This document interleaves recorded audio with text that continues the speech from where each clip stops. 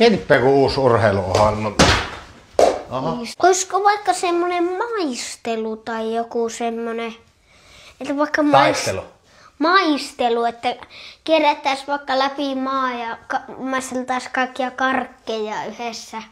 Tai sitten... Sulla aina liittyy kaikki karkinmaista. Tai sitten vaikka joku urheilu, että mentäisiin vaikka kaikkien pelaajien kanssa jonnekin paikkaa ja 300 vaikka Eurosavella ja meidän kanssa.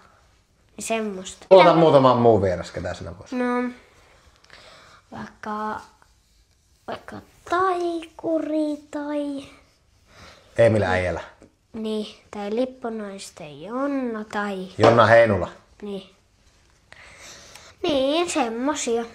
No pitääkö olla urheilijoita kaikki? Pitää. Eikä voi olla ei muu. ei ole ihan pakko, voi olla niinku vaikka jostain firmasta vaikka... Aletaan suunnitella sitä meidän uutta ohjelmaa. Mikä sen nimeksi tulisi? Eikö olisi hienoa tehdä semmoista viihdettä, josta ihmiset saisi ottaa merkitystä elämään? No sehän urheilu just ois. Mutta ymmärtääkö ihmiset, että urheilulla voi olla merkitystä elämään? No ymmärtäähän. Mutta ehkä meillä pitää just nähdä se vaiva, että meidän pitää olla se tekijä, joka tuo sen urheilumerkityksen Niin, mitä takaisin. se haittaa. Ja sitten sen pitäisi olla joka kerta joku eri tyyppi. Että Mutta ei saisi olla kerro vielä konkreettisesti, että mitä me tehdään siellä sitten. No me niinku käydään kaikissa urheilupaikoissa ja sitten me pyydetään kaikkia urheilijoita meidän kanssa. Ja käydään jossain paikoissa, vaikka syömässä jossain ja urheilemassa sitä lajia, mitä ne pelaa itse. Niin. Pitäisikö siinä olla sitten joku vähän semmonen jännä juttu, että joka toisi siihen vähän sitten lisää kiinnostavuutta? No joo, että kaikkia niinku vähän naurattais. Eli huumori pitää olla mukana. Niin, Millä tavalla? Heitäkö ne joku vitsi siihen? heitä. Mikä olisi joku esimerkki? Että vaikka, Mitä ne Iirolle vaikka heittäisi? mitähän mä heittäisin?